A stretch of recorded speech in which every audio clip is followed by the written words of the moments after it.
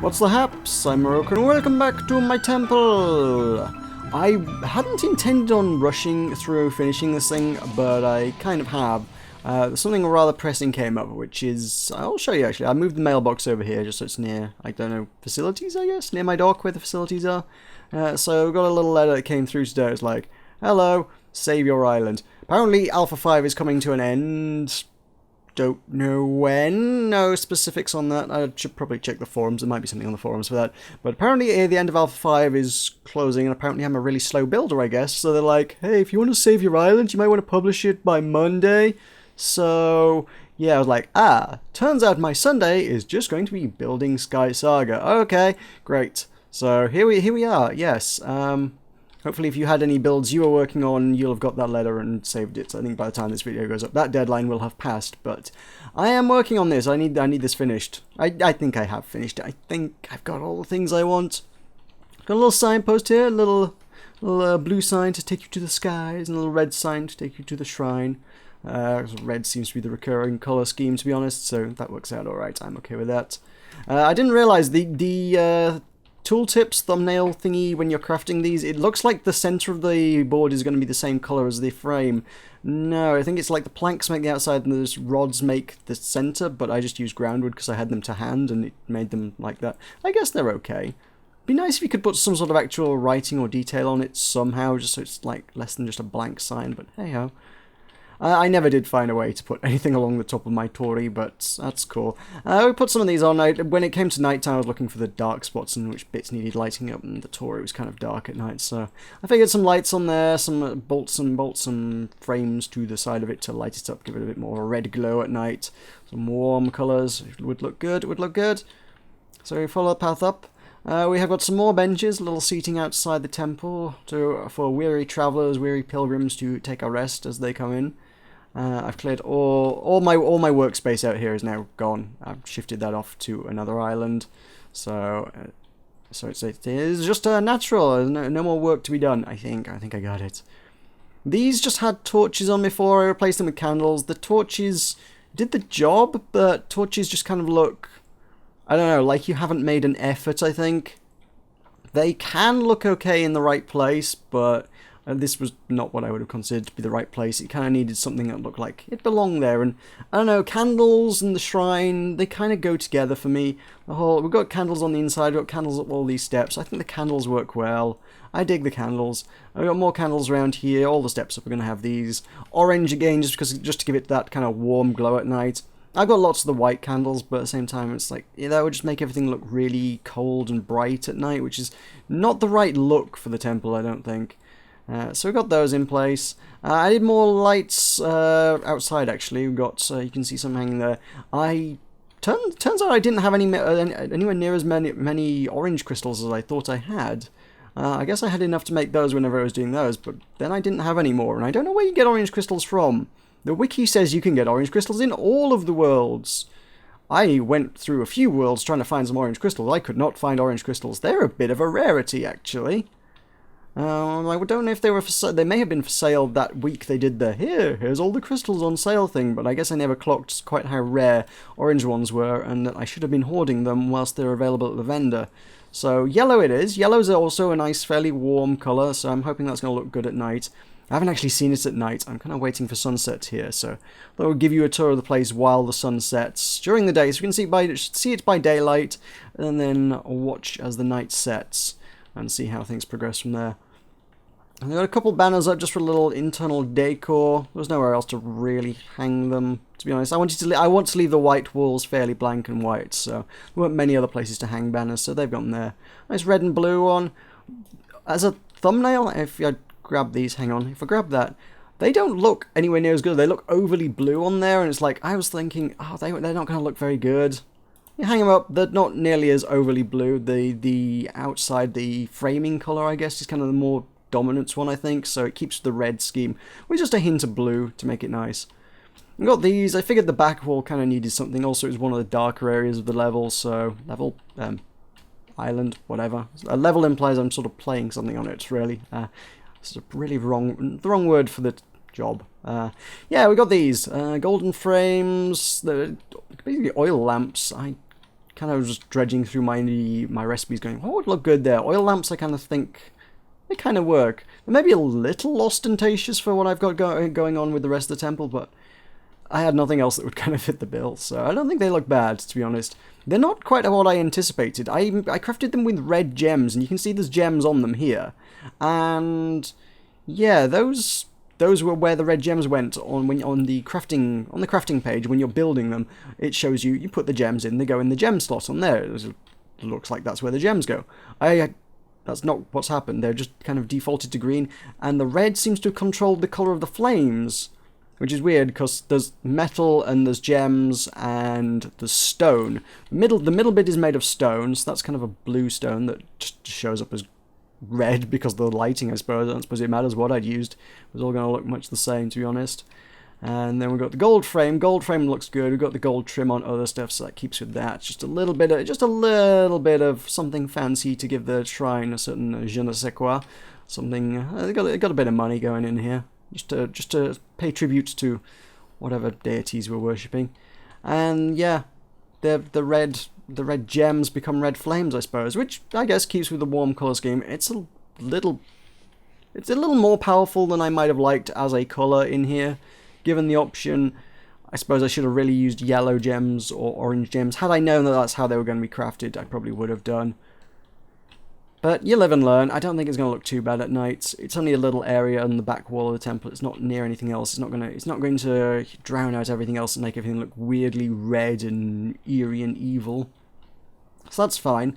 And now I did say, I've been promising for several episodes now that we would have a stairway up to the back. So if we go around the back, we got this. Ta-da! I have been trying to find something that would fit in the little archway underneath. It's like, I could put something in there that would look good. I've got no good statues that are the right size to go in there. I just don't, so I'm going to have to leave that blank, I think. I don't know what I could possibly put in there. Also, it's something people aren't going to see very often, so I don't think that's necessarily a great tragedy. It's just a neat little way up the back here. It's probably not the way I would ideally have liked to do it, but it works. It fulfills its purpose here. Got some steps built into the roof so you can wander up. And up here we have more tatami mat things. 4 of them combined to make a big one. So you can sit and meditate in peace in the serenity of the chirping of the insects and birds and other jungle creatures that are up here, to be honest. I think if you walk, it's probably easy to get around this, because you don't climb on all the objects. Let's have a wander around the temple rather than a run around the temple.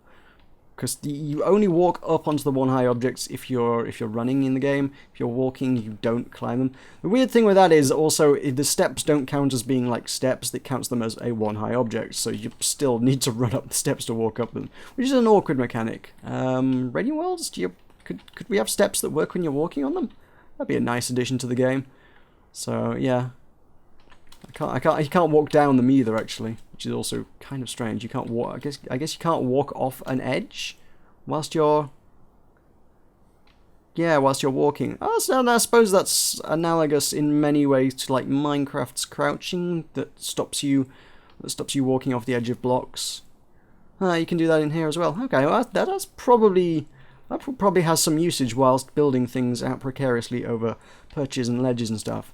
So that's okay. Some candles on the ground for a bit of light. I've been wondering what to do with light in here for a while. The candles on the ground they're not bad actually, you know. Sit bathed in candlelight on the floor and meditate. I think that works. And yeah, more of the yellow lights up there. So I think those are all the noteworthy additions I have created for the temple since last you saw it. I think that's pretty much what's changed around here. I was hoping I'd be able to talk for longer than this while I waited for the sun to set. The days take far longer than I anticipate in this game. One of these would have been really nice to put in the back. I was like, hey, that's about 2x2. That'll go in the back. It's not, is it? It never is. It's this stupid hitbox that's the wrong size. It's 3x3 hitbox that's really only a 2x2 object. I mean, if I'd built the house around the idea of working with odd numbers, it would have fit. But because everything else in the game seems to work predominantly around even numbers, specifically things like doors are the major issue there. Because a lot of the stuff is built around even numbers, the temple has been built around even numbers, so that when it comes to placing an odd-numbered object into an even-numbered space, it doesn't work. I mean, the chair, those are odd, actually. Those are one of the few objects that fit into an odd space, so they're nice like that. More odd-numbered objects, including doors, I feel, would be a valuable addition to the game. If you could make sort of a 3-wide double door object that you can open the 2 doors and have it be 3 wide, that's what I would like to see. That's an object that would be great to add to the game. Just to allow you, that's the main defining feature of making the builds odd numbered or even numbered based, and the doors just kind of shoehorn you into forcing everything to be, yeah, even numbered based, which is not. It's just not an ideal basis for building a building. Oh, the roof. You can't see it very well from here, and it's probably no big deal because, yeah, it's the very, very tippy-toppy of the roof. I kind of did a kind of weird, twisty, spirally, pointy thing up top rather than just the flat, triangular top. You can kind of see what I've got going on, but you can't get up there. Not without some very, very creative tree climbing and a long jump, I suspect, might work. Yeah, you could probably make it onto that. If you climbed up the tree, up the vines or something, which I know is doable, and jumped onto the roof, maybe you could do that. Maybe. And then you could inspect my roofing handiwork. But, yeah. Other than that, the sun is finally sinking below the horizon, so we're gonna get that. We need to get a whole bunch of screenshots, quite frankly. So I'll get a nice evening dusk kind of twilight. I don't want the chicken in my picture. Get out of here, chicken. Yep. I want lots of pictures of this because this good. I'm pretty dang happy with my build here. From the front, yeah. Okay. Cool. I should have got some daylight shots, but hey, that's daylight shots are easy enough to get. I can get some more of those at my leisure. It's the nighttime one that requires a bit of patience. So, this is the tree I have been typically climbing on to try and get my interesting shots. Interesting angles. Gotta get the angles right on your photography, man. There's the moon rising above the horizon. It's good, it's good. Actually, now I want to be closer. Oh! I didn't mean to take that one. Can I delete that one? That one. Get out of here. Yeah. The sunrise, the moonrise one. We need the moonrise shot. Yep, looks good. I really need to wait until the sun's completely set and it's properly silhouetted. That's the best time for the shots. That's what makes all those really striking, those visually striking ones that I really love. And I really, really wish chickens would get out of here. I don't want to go around murdering chickens for like no reason, but I do not want your nameplates and things in my shots. Again, advice for Radiant Worlds, if you're listening, can you make it so that when we're in camera mode, nameplates stop displaying? Turn off... I don't mind having the animal in my shot, but I don't want a big red bar above it that says chicken. That's not what I want in my photography. Somewhat detracts from the framing of the whole thing. Oh, it walked into it, didn't it? Oh no, they removed it. Huh. Oh, do animals get removed anyway? I'm going to test this. Hang on. Hey, chicken. Which one was that? No. I don't even know where my chicken is. There it is. Oh, it does remove it. Okay. Confirmed. Okay, I'm complaining about things that aren't issues. That's fine then. Okay, good. Consider me happy. Let's have a nighttime shot from the front with all the seating lit up. That looks nice. I want to be a little higher. There we go. There we go. There we go. Cool, so now we can have a look at the inside by night. That weird red glowy light, it's a little much, but hey, it's not too bad.